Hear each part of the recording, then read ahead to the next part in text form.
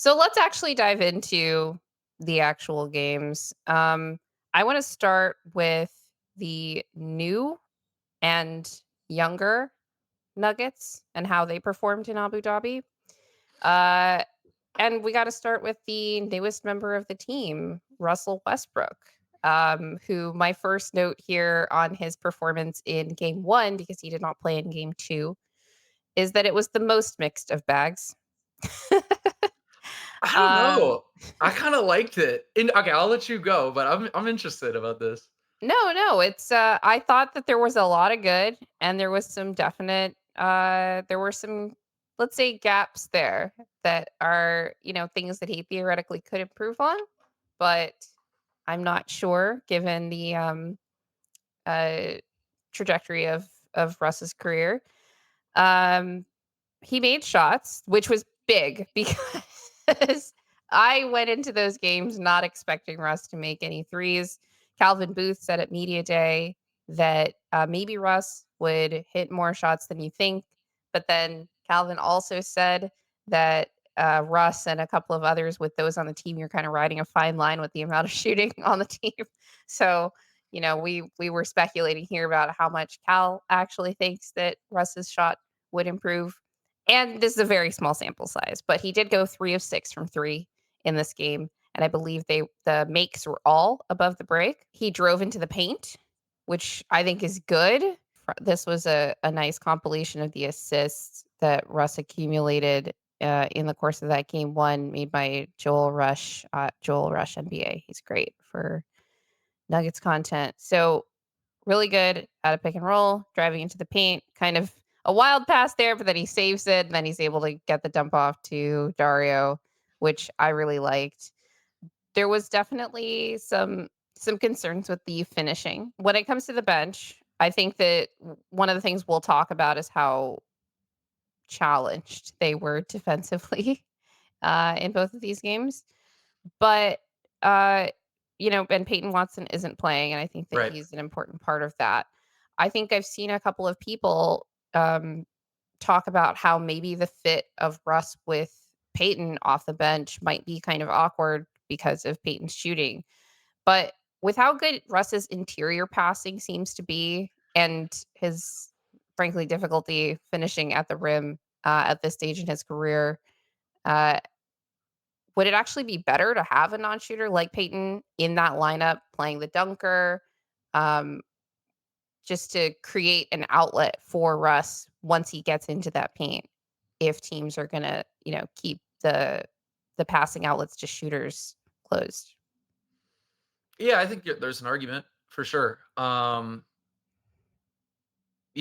think part of it, what I like about Peyton being out there is like as long as you have those corners filled with like guys that are like really good shooters, and I think the Nuggets have optionality with that.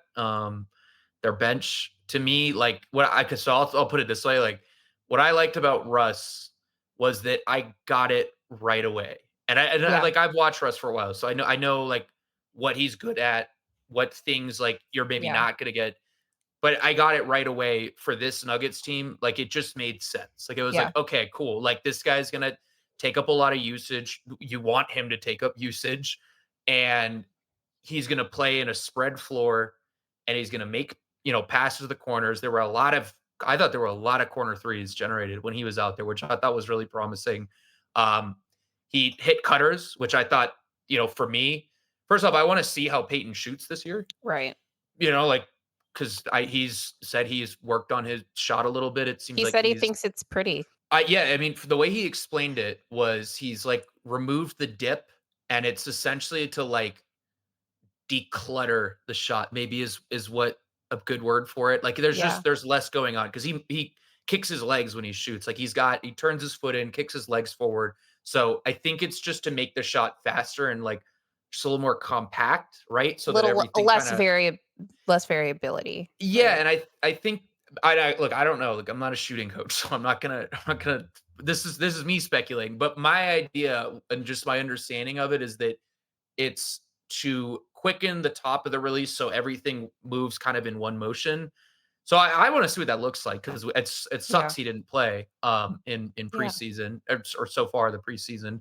So Um, just a reminder for the audience, the reason that Peyton isn't playing in preseason, or at least thus far, um, is that he's dealing with a hamstring strain, I believe, yes, from right before training camp started.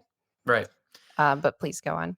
Point being, he can play in that dunker. He did that a little bit last year. And he can play stash in the corners, but cut to the rim backdoor. Russ hit Vlatko, I think, pretty nicely. With a Yeah. with a little like wraparound. So I got it. And I think the big addition of P-Watt is that he's there for everything defensively. Like he's gonna be your guide rotating weak side. Actually, the one issue is probably there's only one Peyton. So Right.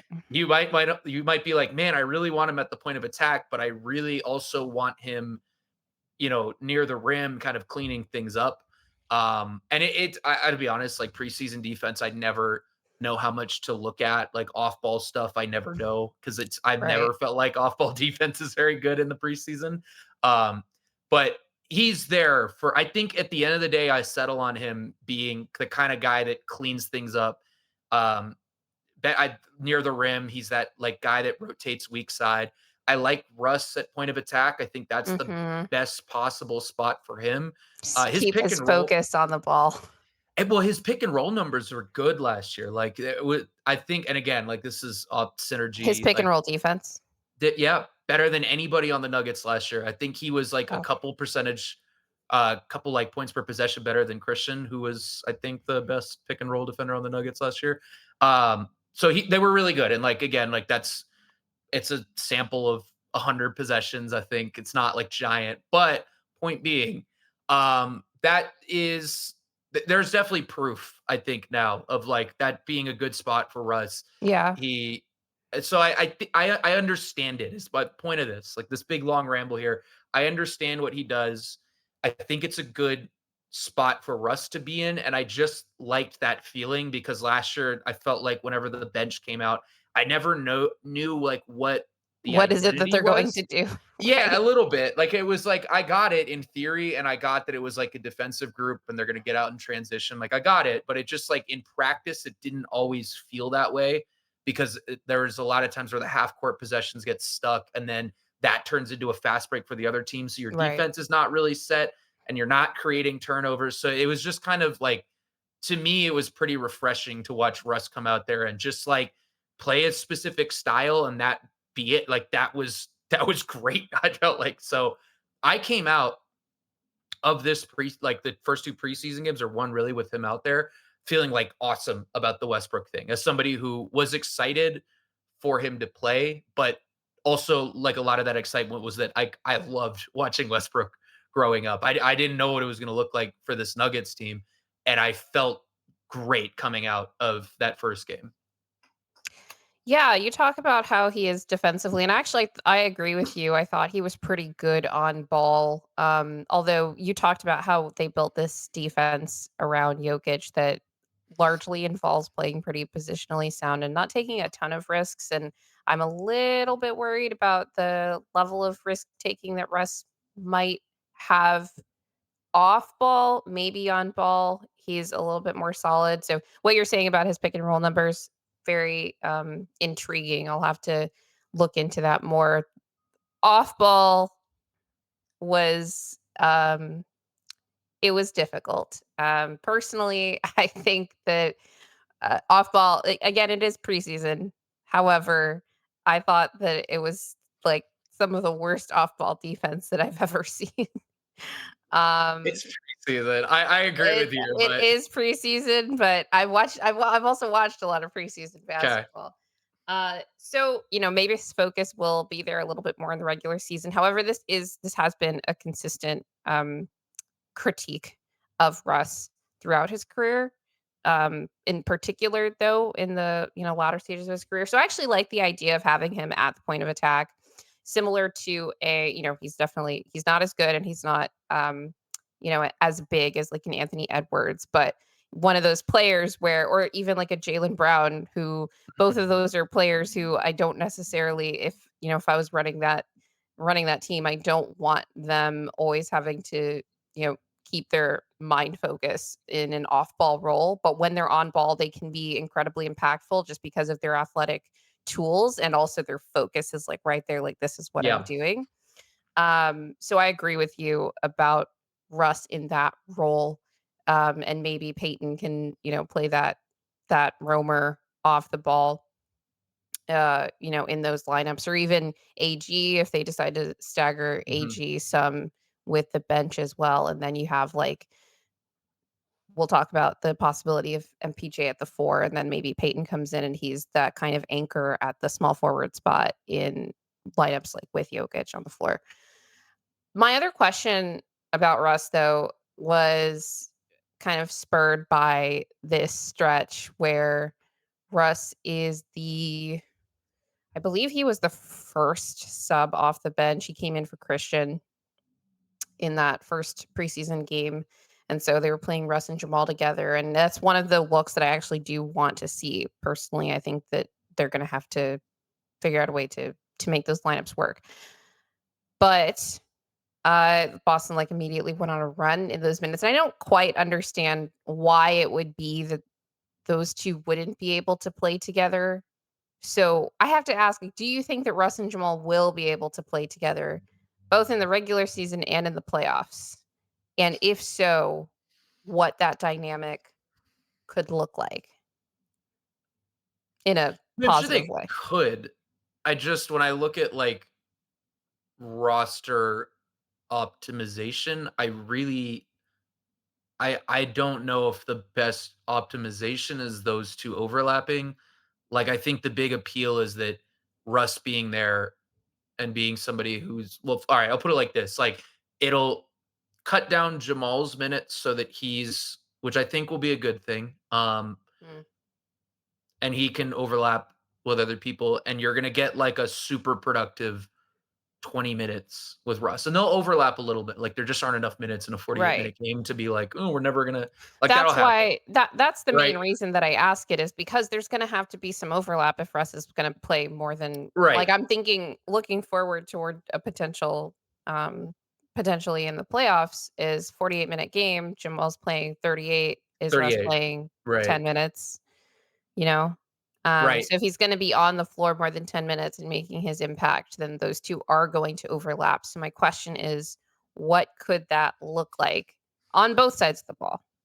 Probably Jamal off ball more, which I like, I always like when he's used off ball, Offensively? offensively, yeah, um, just because like, his shooting numbers are more like, they just support an off ball role a little bit better. I think Yeah. it was good that Russ made 3 of 6 threes, um, but I think Jamal in that off ball role, like, coming off pin downs, being used as a screener. So maybe Jamal's like setting a back screen and then flaring out. I think those to me are like pretty interesting moments. So you definitely will, your offense will look different in those minutes. And I don't quite, I can't picture it yet. Like I haven't thought that far. I've Mm, thought like very basic, like here's how the starting lineup, like certain sets I'd want to see, but I haven't thought about those like 5 minutes. But what I imagine is Jamal being used off ball a little bit more, maybe being used as an off ball screener, or just like spacing in the corners, which is fine. Maybe he's in the corner and Yoke and Russ, I'm assuming those 2 will be also on the floor, or could also be on the floor, are running something and Jamal's, like, sneaking up from the corner to the wing to give, like, them a little more space. So I haven't thought fully about it, but mhm. I would imagine my end game, if you have those 2 on the floor, is that Jamal's gonna be on more of an off-ball role, which I actually think would be good too. I mean, like, you talked about the ball pressure thing, like, what did the Nuggets do when there was a lot of ball pressure last year? And there will be again. They They had had they had AG AG and bring the ball up. Jokic bring the ball up, yeah. Right. So now you're having Russ do that. So I could see it working. And I think that's probably that situation where Jamal's getting a bunch of ball pressure, getting those reps in the regular season with him off ball, with Russ, kind of setting things up is really good teaching and experience for that inevitable playoff situation where Jamal will get hounded on ball and pressured full court because of how much the Nuggets like to run things through him and Nikola. So um, I guess when I explain it out like that, it has its advantages, but it will definitely be a different look and will be a very different type of offense than what we're used to seeing. Yeah, no, I mean, the reason that I think it is important, you said that you don't see it as like the best use of for like roster optimization. But the reason I bring it up is because you want to get Jamal some looks off the ball. That's part For sure. uh of the appeal of having another ball handler on the team is that your primary ball handler, when he's on the floor, doesn't always have to be handling the ball, in addition to being spelled, obviously, when he's off the floor and Russ is taking over that role. And then like I said, there's the minutes overlap thing. If Russ is gonna be playing more than, 10, 15 minutes a night, there is going to be overlap just by virtue of Sure. gotta have one of those guys on the floor, um, at least one of those guys on the floor at all times. But Russ also needs shooters around him, and this team is not, they're riding a fine line, as Calvin Booth said at media day when it comes to the shooting on the roster. And Jamal is one of the better shooters on the team. I mean, he's right now in terms of like level of trust I have in the shot, despite the numbers from the Olympics and even these preseason games, he's top two right there with Yeah, MPJ. for sure. And so if you're trying to construct optimal lineups around Russ, I just think that Jamal is probably going to be part of one or two of them just by virtue of that. Um, and yeah, as we established, there just aren't that many shooters on the team. Was there anything else that you wanted to say about Russ? No, I liked it. It was really I really It was enjoyed good having him stuff. out there. That was fun. I don't know. It was just like a fun. Yeah, he does play with a lot of energy, and I was kind of hoping that he'd play in game 2 because I was like, "Oh, they got us in game 1, but in game Yeah, 2, try hard Russ energy is going to bring it home for us." But that game was not as competitive. Uh, okay, let's move on to Dario Šarić, who is the, I guess, second newest member of the roster. I actually want to let you um, say what you wanted to say about Šarić here because you had a lot I do. from his game that you wanted to talk about. Yeah, especially that second game. First off, the stat I thought was interesting is he's taken 1 3 in 2 games, which Oh, you think about Dario getting signed, and everybody's like, all right, he's this stretch big, like he's gonna space the floor, gonna run pick and pops. He took 1 3 and in that first 2 games, it's preseason, whatever. Uh, and he was still a positive, especially in that second game. I thought was like you kind of got it, and we can yeah, throw the clips on if we want. Now, I think the biggest thing for me was that I really like him as a screener, and I like him as a screener because not only he's going to be somebody who can screen and pop, and generate shots at a pretty good clip from there, but he's also going to be somebody if you switch, he's going to post up mismatches, which is super super important. Having another guy that can do that um is really is got an really effective. offensive rebounder down there. Point being, he's strong. Like he's able to get in there, get space against Jalen, who's like a really good defender. Um, there are just a lot you can do with him. There was a lot. Yeah, again, this is against Jalen. He just moves him. So that shows you the strength. Um, And he and it's got in just so he sealed so deep just initially. This was right. something that AG talked about at media day when he was raving about Yes. Dario is how he does his work early. Um, and even with when it comes to like offensive rebounds, just getting position as early as possible.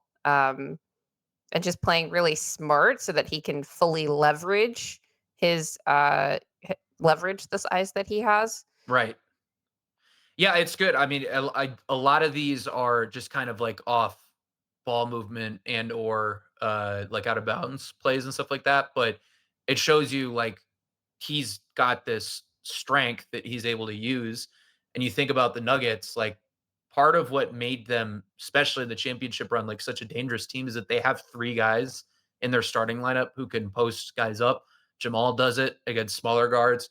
AG can do it, especially when he's used as a screener. Like I always come back to it was game 1 against the Heat where he just Yeah. kept posting up Gabe Vincent over and over and over and over. Yoke, obviously, I mean, doesn't we don't even need to say anymore about his post up game. So now you have another guy for your bench, and I think that's really cool. It's a really valuable skill that probably goes a little bit underlooked is the ability to post up mismatches, and he's shown the ability to do that. And anytime you have a guy, especially as a screener, that can not only shoot and kind of fade out that way, but also give you pressure near the basket and Yeah. wear the opponent down, I think that's really valuable. So I got it right away. We didn't even see some of the other stuff as much, like the passing from the elbows and stuff like that. We'll see if I'm assuming we will see it more. But I think immediately it was another guy, I was like Russ, which I just was so nice to have these 2 guys come in and you just be like, okay, I know what you do and I get it. Like I understand it. Game 1, I see how it would work. Perfect. And that was just like a nice feeling, I think, in a way. To have that about the bench in like the very first game. Yeah, I agree. And one of the concerns that I had in particular about what it would look like with Dario was how, we had talked about on your last appearance on the show how this was right after the Dario's signing, or That's maybe right. like the That's right. rumors of maybe we're getting Dario. Yeah. How he could kind of play like Jokic light role from the bench and kind of act as the hub and all of that. And then obviously we signed Russ too, and like these are kind of two very different identities for the bench. So how are those two things going to mesh? But Dario talked about it at media day, when they got the question of he talked about playing some four, playing some at the five, but he got the question of, how he's going to kind of adapt to different types of lineups. And I just think that he's done a good job, at least through two preseason games, of just like being really aware of the different Right. personnel on the floor and just like knowing, like, okay, now these guys are on the floor. This is my role now. It's just nice to have that kind of veteran presence that can be like the anchor that I've been Sure. wanting for the bench, just somebody that like knows how to play, is going to kind of take on that responsibility of knowing like this is the lineup I'm in now. This is what I need to step up. Or just I'm posting up a lot now because say Russ isn't on the floor or whatever it is. He also played a bit both in game 1 and game 2, or maybe not as much as in game 2, but in game 1 he played some at the 4. He played the 4 next to DJ, and also he played the 4 next to Jokic a bit in game 2. Now, my question about that potential, because I'm less it's similar to the Jamal Russ question, except I'm not really worried about like, oh, if Dario's only playing 5 to 10 minutes in the playoffs because he's fully staggered from Jokic, that's fine. Which are the NBA teams in the regular season in particular that you'd feel comfortable playing a few minutes of a Jokic and Dario front court, particularly defensively, is where my mind goes. Yeah, it's a little tricky, because I think, like, you want your idealized forward next to Yoke is a guy who's because Yoke's playing up, right? Yeah. So, you want a guy that is near the basket and is rotating there. I don't I think Dario's blocked, like, 66 total career shots, like, he's not like Wow. a it might be more than that, but it's not like a lot of block shots, and he's just like, that's not part of his game defensively. How many Um, blocks did Peyton have last year? 88. I think he had 88. I Okay. think I'm wrong about this about Dario. Let me now I wanna look this up. 96. I was so wrong. I was up by 30. But that yeah, Okay. 96 and, like, 8 seasons or something. So, like, Sure. like, basically what I'm trying to say is it's for me, I'm picturing like, okay, you have AG or you have P Watt, and those guys are like near the basket. They're there if somebody, when Yoke plays up and the roll man maybe gets by, they're there to like, we're gonna sink over and tag that guy, the Right. roller, if they're there. And I think Dario You can also do wanna be that. mobile enough to, like, do that and also recover, Get back right? to your man. Right. So Right. that's the part where I'm like, I'm not sure what that looks like. Now, maybe you can change matchups a little bit and have him guard whoever's in the strong side corner, so you keep him there. I don't know, but I definitely feel like for me, I look more at him playing the 5 because I think playing the 5, not only it's like positionally, I think it makes a little more sense for him defensively, but I also just think you're getting more out of him offensively. Because Hmm. if he's in a lineup with Yoke, he's probably just a spacer. Versus if you're using him as the 5, he's got all these different like tools that he can use. And I think in the aggregate, what you want in the Dario minutes is like the offense to like well outweigh the defense. Does that kind of make Right. sense? I So agree. so I think like that is that's I mean that's usually how I look at this stuff is like what are you getting if you're making a pros and cons charts, like what are you kind of like trying to how can you get the best possible value, right? Um, so yeah, I think that for me, I like him more at the 5. I think there are ways to experiment with it. Teams that would you could do that. I don't know. I'm thinking in the Western Conference. I see he's strong, so I like him guarding like a now that the Wolves have Julius Randle. Oh, you want him guarding Randall? I mean, Randall was like bullying AG last year, so may as Dario's well. strong though. Dario's No, really no, I'm strong. saying may as well try something else So it, because it would be like that. Like if it's I want like him guarding I want him out there as if he's a forward like against a power big, like a real right, like old school power forward.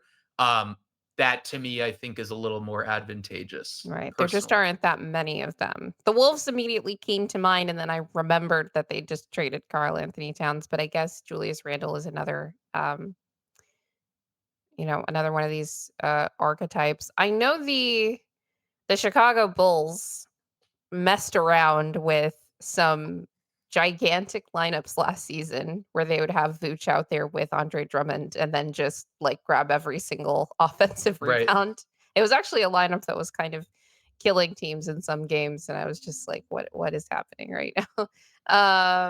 But obviously Andre Drummond is not there anymore. I think that you're right. Like you'd want him on a power big. You don't want it to be against a team that plays with more like quickness, Yeah. like you'd say. But there are a lot of these like bigger teams in the NBA now. The Orlando Magic are definitely one. That's a My good one. Orlando Magic That's a good one. are one that they could play around with that kind of look against Cleveland. because yes, Cleveland. Cleveland. I So think there that are would make actually sense. there are more that come to mind than I thought or would have thought. It'll be interesting to see how they continue to experiment with that throughout the season. And I don't just mean Dario with Jokic, but Dario, they might play DJ some in the regular season. We'll get to the state of the front court rotation in a little bit later in the show. But one of the players that was starting to develop some chemistry with Dario Šarić is Julian Strawther, Mhm. who well, if you could bring up the highlights of Julian, he showcased so much in these first 2 games. I thought even once the lineups just became our summer league team versus Boston's summer league team, Julian kind of took over in the way that he does. Oh, this was a really nice possession where he gets Shot. Nimi Ishiketa on a switch and then, ISOs him for the pull up 3. Um, so much confidence there. We saw him start to or showcase some experimentation with that ISO game in summer league. Both he was get blowing by guys in drives and he was taking pull-ups and cashing them. So that's nice. Like it was nice to see that shot go in. Like I was watching, I'm like, okay, we saw this in summer league. Let's see if you can actually make the shot. And he did. So that was really nice. Yeah, what did you wanna say about all the different aspects of Julian's game that we got to see? I the one that keeps that's a great example. I love Was how that he the got coast all to the way to coast? Yep.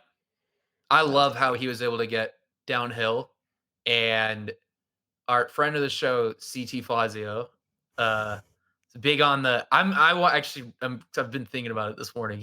He's been saying that he looks faster, and I'm intrigued by that.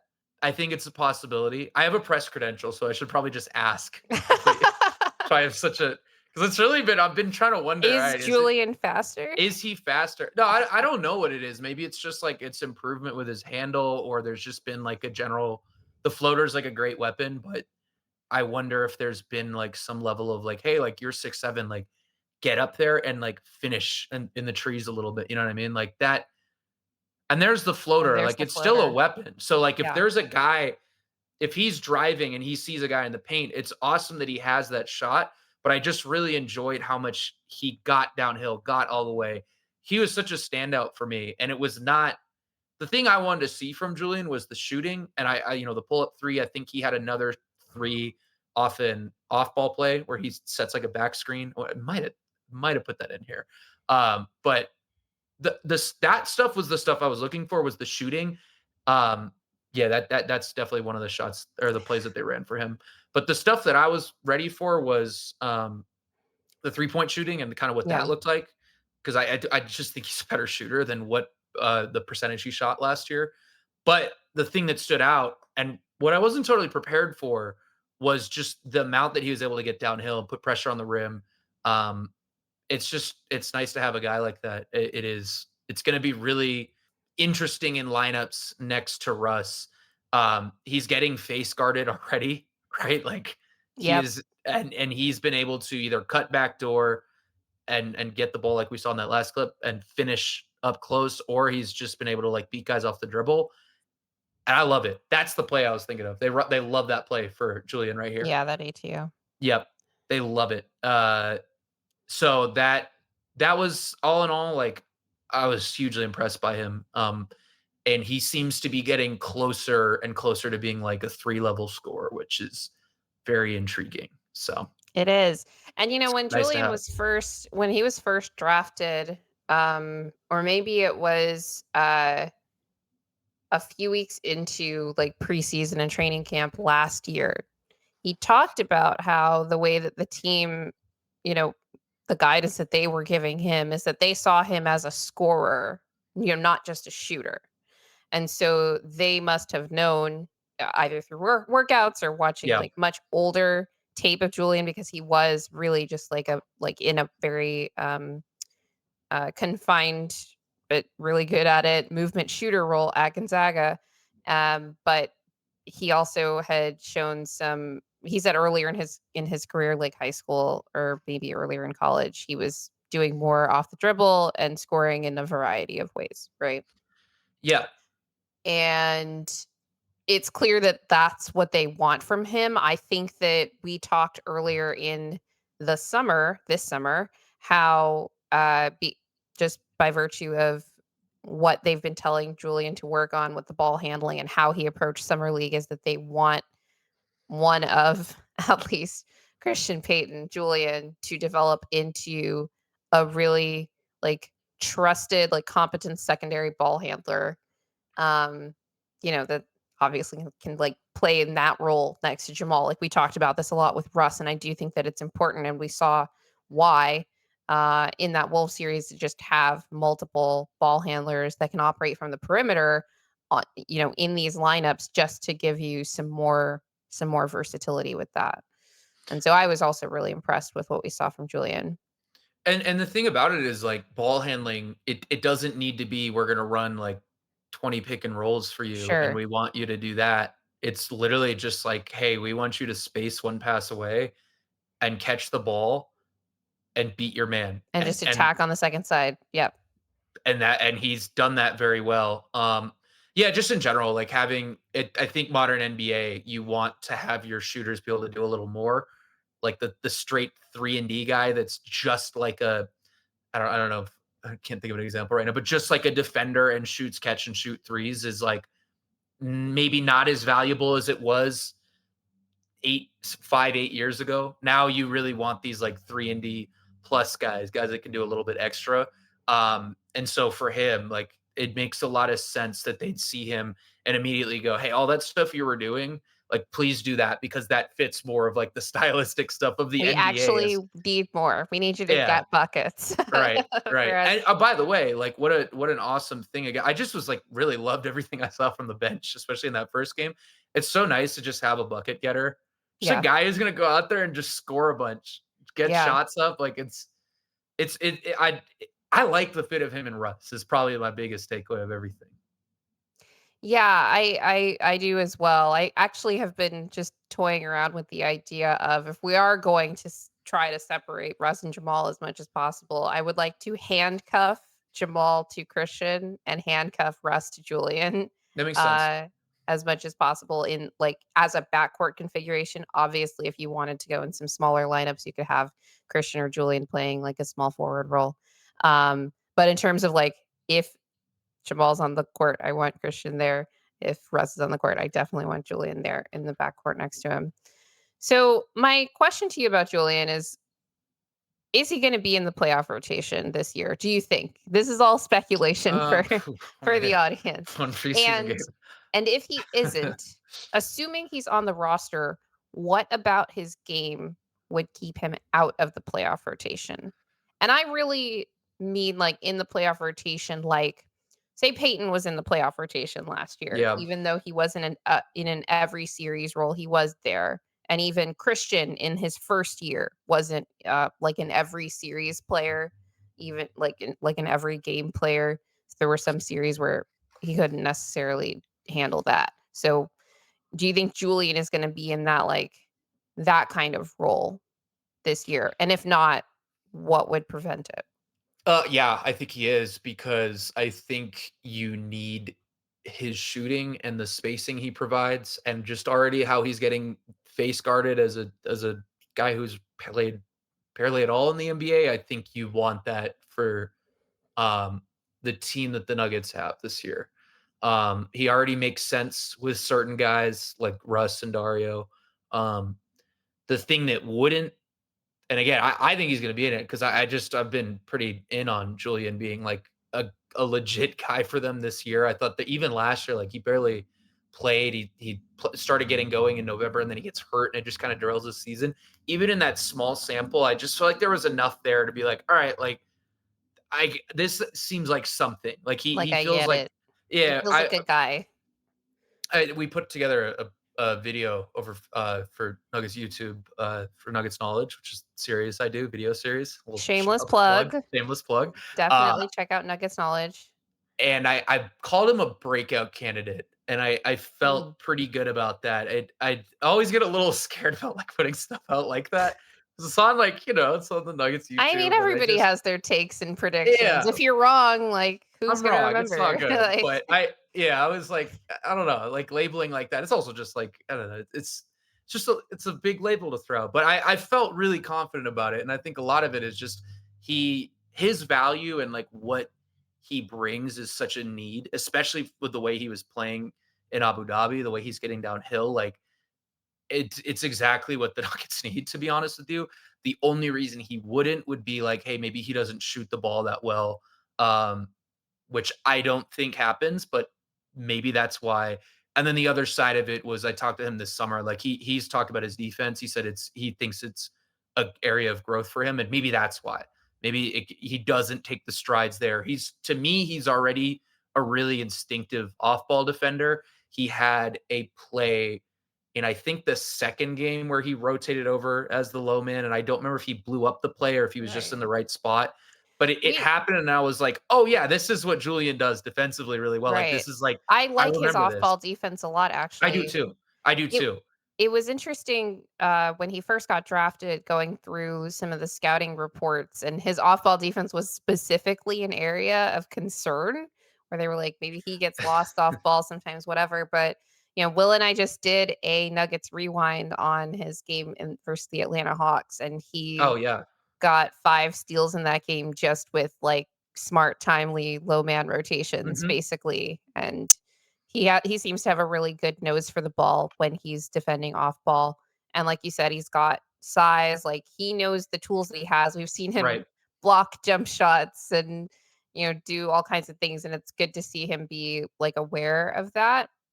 The on-ball stuff is where I might worry, but if he's not having to be the primary point of attack defender, again, if you're handcuffing Russ to Julian and Russ Yep. is taking that point of attack defense role, and, Julian is, let's try to maximize you offensively Mhm. in these lineups, then there is definitely, you know, room for optimism in that regard. For sure, for sure. Yeah, I think that's what it would be. I mean, it would have to be like a situation where it's like you're playing somebody and Nuggets are switching like kind of perimeter assignments and it feels like another team's going at him over and over and over. But I also like we haven't I don't feel like we've seen enough of him on ball. And Julian, I yeah. wanted yeah, I don't feel like I've gotten enough yet to really have a feel for it. And again, like if we're talking about the Nuggets as like this, I feel really good about like 8, 9 rotation. Like I understand right at this second, I understand what the playoff rotation would look like. Of that bench group, you're talking about Westbrook and Julian. Those roles really make sense. Like Julian being this guy where he's probably guarding somebody spaced out in the corner or wing, and he's rotating over. He's 6'7". Like it really matters. And for the style that the Nuggets play, where you do need to have really good low men and tall low men, like that's really where things I think shifted for the Nuggets was when they brought in those taller low men. That I think he fits perfectly. That image of the defense. Let's actually get to a conversation about our more defensively oriented young backcourt player, Christian Braun. Well, if you could bring up the Christian highlight reel, the defense highlight reel, I thought that he displayed just some excellent on ball defense in both of these games, actually. In game one, we have this this ISO possession on Tatum. I don't even know what Jason Tatum was doing. He didn't like, in my opinion, he didn't look great in this preseason, and I don't He want to shot the give like ball. all the credit. Look, yeah, yeah, He shot the ball he well. did I shoot was the ball a little bit better off the dribble. Although this one here, he's about to miss. Yeah, just he's keeping Tatum from getting to where he wants to get right, to. right, Which is half the battle in defense, really, right. is like keeping guys off of their spots, especially the best players. This was the first possession in game two, Yep. and this is actually what happened. What preceded the Julian coast to coast layup Yeah. was, well, if you could play that one again, I thought that was really good. Where Jalen Brown is actually attacking in transition. I think the Nuggets had missed their shot. It was that very last clip. And Yeah. Christian's able to pick him up, and he either blocks the shot or gets a good enough contest that Jalen's not even able to finish with his strong hand. Yep. And Jalen Brown is such a monster getting downhill, like, he kills us Yeah. sometimes in these games. So, to be caught off guard, or maybe Christian wasn't caught off guard, but it looked like the team was kind of scrambling. This is Jalen Brown in transition, getting downhill, getting to his strong hand, shot at the rim, and Christian's able to force the miss. I thought that was just super impressive. Yeah, what's crazy is he didn't really I don't know how much he played in one of the 2 I think he played like 5, 7 minutes in one of the 2 Celtics games last year. He barely guarded either Yes, one of that's them. right. We And we I talked about that on our first Nuggets rewind, how yeah, Christian didn't play the second half of the game in Boston. right. And he just didn't I think it was like less than 2 total minutes between guarding both of them in 2 games. It was less than 2 Mm, total minutes of like them being whatever matched up. right. Um So we barely saw him do it last year, much less had like a feel for it. And Jalen and Jason are very talented, but different players, both really strong. But Jalen is like just a speed, A like bolt. just Yeah. yeah, he's getting to the rim. He's going to stop on a dime and spin out into like, fadeaways and stuff like that. Um, and Tatum's a little bit more of a finesse player. He's going to get you with pump fakes and stuff like that. And it was just really glaring and such a good thing. You want to look like you have guys against the defending champions that he was able to do both. And it was just kind of a testament to like, wow, Christian is like a really, really good one-on-one defender. These are two similar in ways, but also pretty different players. And he just held his own completely. Um, and that's what you want. I think for me, like branching out a little bit, I'm curious to see him in pick and roll more against like let's see him guard like a Jalen Brunson. I think that would be really interesting. Yeah. Um, but in this against this team, which is fairly ISO heavy through these two guys, and it's just drive and kick, he completely erased that. Yeah. Like he just completely erased it. There's no drive and kick in these plays because he's just completely absorbing these possessions. Um, and I think one of my big questions for the Nuggets against the Celtics this year was Aaron Gordon performed really well against Tatum and Brown. Like his numbers against both of them, he held them below 40% shooting, both of them last year, 2 game sample, whatever. Um, but there's only one AG, right? Like, so Right, you're kind of like, exactly, what is this gonna exactly. look like? Uh, I completely agree. This is one of the things that we talked about how, um, I was surprised in both games that we had AG on Jalen because, like, Tatum is bigger and, like, you're worried about, like, Tatum, like, bullying whoever's on him. sure, Obviously, it's mostly KCP in, at least in the first game that was in Boston.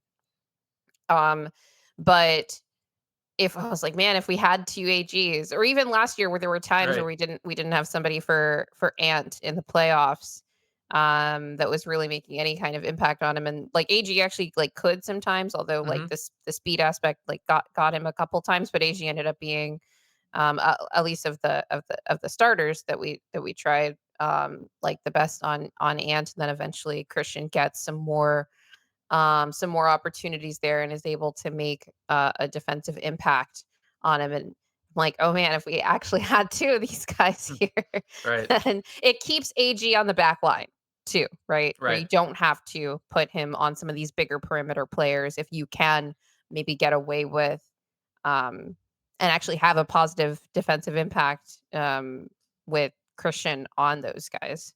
I guess, like, for me, I've always I just like to think about how it looks against the top guys, like the Yeah, top teams, right? So right. the first test was like really, really, really promising. And I've always felt like the Nuggets are a terrible matchup for what the Celtics do defensively.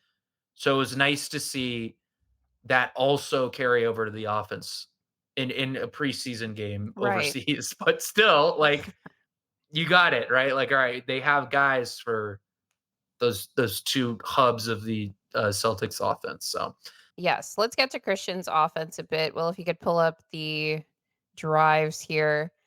I just loved seeing Christian finish through contact.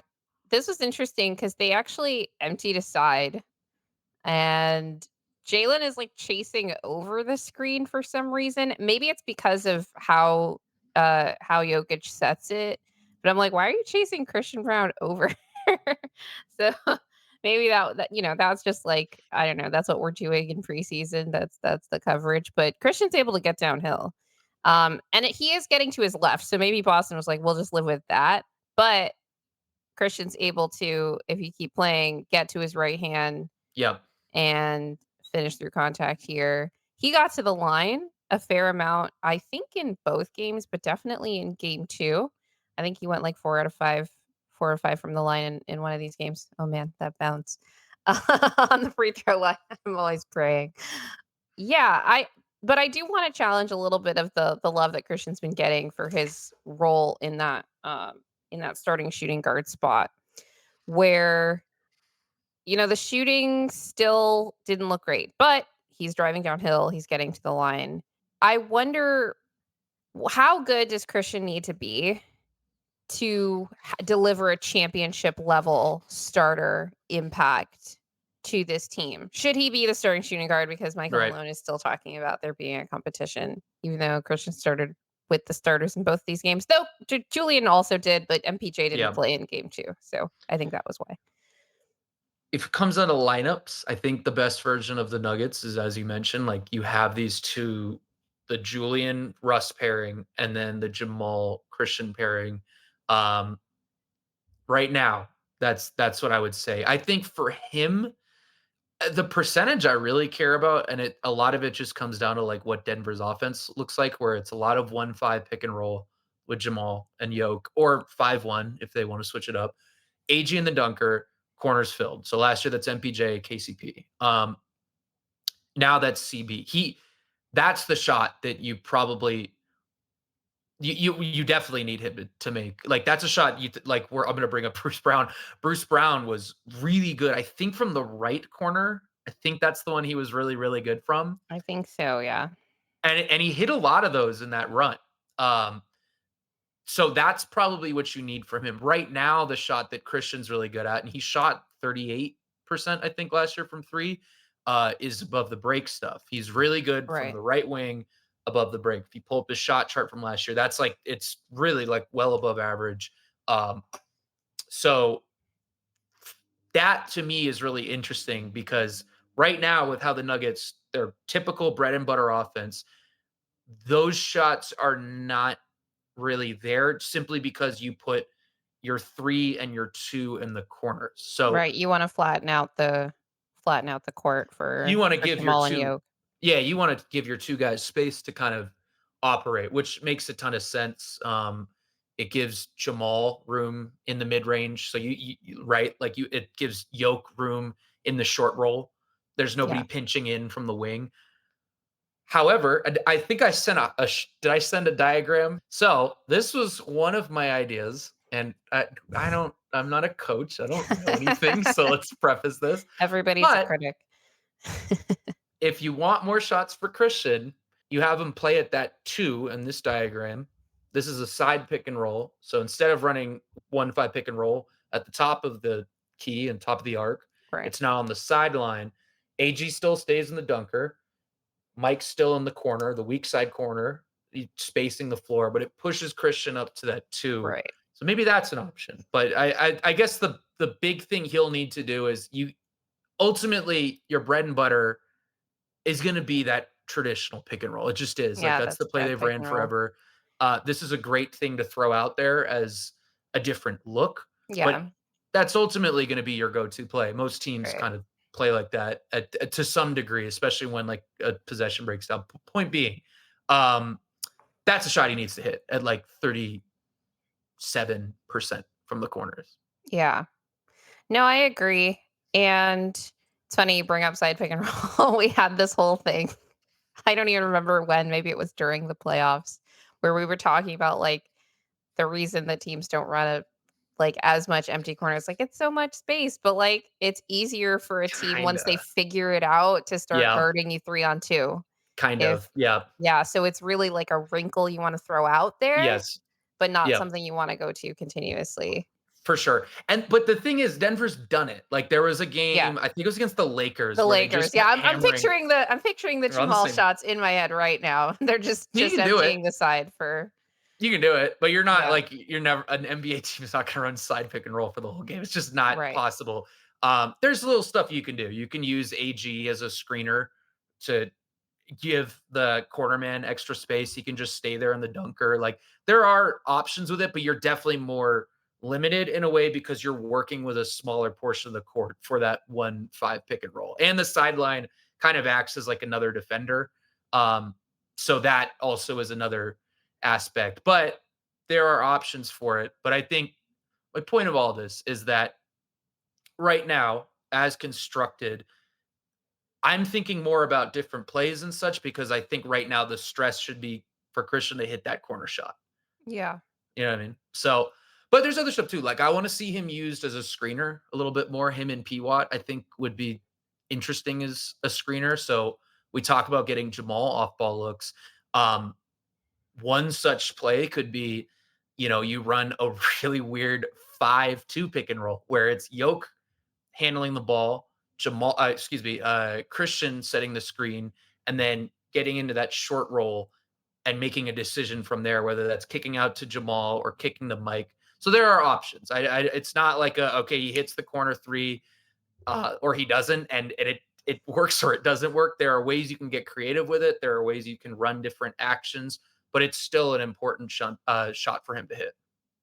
Yeah, the reason I brought it up is I was there's a lot of conversation about how good of the 5th starter needs to be for this team to be considered a real championship contender, and wondering what the best team in the NBA right now is that has a bad to mediocre shooter in terms of shooting from 3 at the shooting guard position. And then I was looking back at past championship teams. Obviously, with the Celtics, you've got Jalen Brown there, a very good player. Not the Yeah. best shooter, but gets downhill and all that. But Yeah. Christian is not that caliber of player right now. And the year before that, it was KCP and Bruce Brown kind of alternating in that role. Um, and so maybe that's the archetype to look to. And the year before that, you had Clay and GP2 and Jordan Mhm. Poole, three very different archetypes of shooting guard for a team Right. that plays a completely different style. So I just wanted to put some of those names out there just so that people can understand the when you're comparing like Christian to like other shooting guards in the NBA. Yeah. They're just like different archetypes that a player can be to deliver a championship level impact. Right. I was looking at the 2021 Bucks, and it was interesting seeing that That's Pat probably my Connaughton and pick. Dante DiVincenzo, they were really like playing like 6th and But 7th man level minutes. Pat shot like Yeah. 40% in those playoffs. Like Yeah. he would not miss. Yeah. So it's usually that like KCP who is on 2 different championship teams, like Danny Green for the Yeah. Raptors, that's another one that comes to mind. You're right, it is usually that guy, and a lot of those shots that those guys are hitting are corner threes. Pat Connaughton just brought back like I'm thinking of so many corner threes he hit in that run. Uh, yeah, I you're right. That is seems to be the mold of shooting guard that's on a lot of championship teams. And again, like it's important that he hits the corner shots. We've seen him hit shots above the break. Sometimes even those come off the dribble. But that shot with the structure of Denver's offense and just how much they've ran that play and how important it's been in their kind of run, Yeah. it'll be important for him to hit. So, Yeah. I agree. So hopefully the corner shooting improves. Okay, the last player that I have here for the new Nuggets is Trey Alexander. I didn't have any clips for him. Was there any particular clips that you wanted to play? But I had some I notes. don't know. Okay, no, that's Let's go for fine. notes. Let's just go through the notes. So, in terms of the negatives, I don't he wasn't blowing by guys like he was a bit in summer league. He did get all the way to the rim a couple times, but it wasn't Mhm. on like a straight blow by. I do think that he attacks closeouts smartly though. He doesn't have that explosive kind of athleticism that is evident, and we kind of knew that already. I did think that he lacked aggression at times for sure, but, it's preseason, like, first preseason game, he's Yeah. kind of thrown in, like, near the end of the game. It was something that we talked about, in with respect to his summer league debut that Will and I talked about, and he would kind of, like, wake up in, like, key or, like, clutch moments. Even Jamal talked about how he wants Trey to be more Yes. aggressive. Yep. But the positive of that is that he totally fits into these lineups. He's not hijacking possessions when he doesn't have anything. It's not like the possession dies there because he's holding the ball too long. He tries to get it out and like find someone else to try to make a play as quickly as possible, which is good. We haven't seen him play at all really with the main rotation guys. So that's something that I'm looking forward to seeing over the preseason games just because I think that he might be somebody that's playing down the stretch of the season just, like, later and might be able to help us out in some regular season games just because of the state of the current backcourt rotation. He had a nice floater, he had a 3, especially in game 2, I thought he was kind of finding his footing a little bit more. The outlet passing continues to stand out, Hmm. and I looked it up, I didn't even realize that in game 2, he had 5 assists, he led the team in assists in game There you go. 2 in his, like, very limited minutes. I think he played, like, less than 20 minutes in that game. Um and I just had a note here that, Jamal might be taking Trey under his wing. Trey was the first, like, new player on the team, that Jamal, like, followed on Instagram, so, that's just you heard it here first, folks. Um, I wanted to know from your perspective what the highest end, but is reasonable Yeah. outcome is for Trey Alexander's role in the rotation. I've talked about how I could see him playing the kind of role that, last year it was Jalen Pickett and Colin Gillespie minutes, like when, say, Jamal was out and like Reggie can't play 48 minutes. You need Yeah. another guard out there. Mhm. Yeah, what do you think his role could be especially taking into account that he is on a two-way contract. He's not in the standard rotation or Think standard that's roster. it. Think that's exactly it. A guy that, yeah, I might play a couple minutes here and there, 5 minutes in a November game, but really is there, like, if there's an injury, and I just think he looks like he belongs, which is a really good thing. I've been impressed by the shooting. I think some of the college shooting numbers, they improved, but they were a little up and down. Um, so the shootings look really good to me, and I think that's Yeah. a huge positive. He hit one of those shots was like a catch and shoot 3, right? Yes. That's really important. Yeah, Nuggets are in a good it's kinda nice. There's a lot of good guards. So that's a pretty crowded position. There are a Really? lot of A crowded position? I think it's probably the most shallow position on the team right now. you have 2 you could even play Peyton at the 2. You could do it. So Right. that it's okay, so I'll put it like it's there are we saying shooting guards? Are we gonna go, like, traditional, I'm or are we gonna go, like, point traditional guard? and shooting guards. Like if we excluded Peyton from this, because it didn't seem like Michael Malone was really seeing Peyton as a shooting guard based on his comments at Media Day, even though we've talked about the possibility. But I'm not giving up on the dream. I still like it. Yeah. Alright, so if we're not saying Peyton there, maybe it is a little more shallow, but there's like 4 guys I think that have legitimate will be out there a lot. Um, like any team, if there's an yeah, injury, that's probably the situation where you're running into.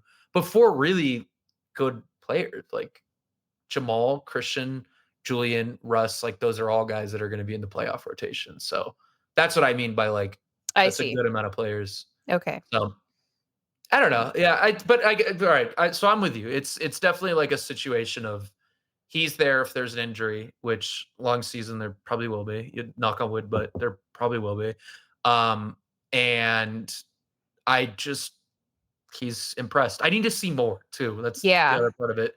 Um, it's a lot of his minutes have come in the second half of these games. You're playing against kind of other end of bench guys Yes. or guys that are And on not two-way and also contracts. not with the main rotation guys on your own team For too. sure. So I So wanna it see what that looks like as well. I'm super curious, but I've liked it. He gets to his spots. He's continuing to do everything that he did in summer league. Like it seems like he knows what he's good at, which is um nice. Like Yeah. really what you want from a young player, especially a guy who's going to be maybe playing spot minutes a little bit more. Um, if he can come out and say, "All right, I'm going to do this, this, and this because I do these things well, and I'm going to do them in these minutes," and not it's like kind of like an empty like empty chest. What's the expression I'm looking for? Uh, Yeah, an empty chest, empty like you're thinking of an empty Yeah, cupboard. yeah. Lots of, like, tools, but not he has, like, specific strengths is kinda what I'm trying to say. So, Right. I think that's what you want from a 3rd guard. I thought, like, Colin did that last year, actually. Like, Colin comes Mhm. in and he does, like, the shootings are like, he can Shooting space was the pretty floor. good, yeah. He's gonna get the ball to Yoke, which is a great skill to have, and I thought just, like, generally he knew where to be. He So, was even cutting to the rim for layups against the yeah, Blazers, like, yeah. he was Like ready. He was so, yeah, that's kinda what you want from a kinda 3rd point guard, whatever he is. I don't know what he is yet.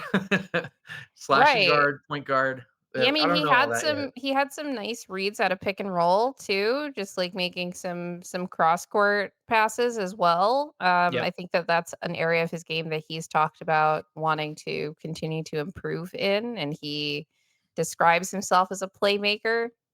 Watched I've I've watched a lot of Trey you Alexander watched a film lot, over Trey this Alexander. summer, Yeah, and, I think that he's trying to manifest being a playmaker, which, might happen, but he didn't get a ton of reps at Creighton. But we'll see. We shall see is the right. motto of this season. To the audience, please, if you are not subscribed, please hit the subscribe button. We're really trying to grow the channel. Please remember to hit the like button. Also, hit the notification bell. And definitely subscribe to our clip channel at What's in a Game NBA Clips. And always remember that winning is fun and losing sucks.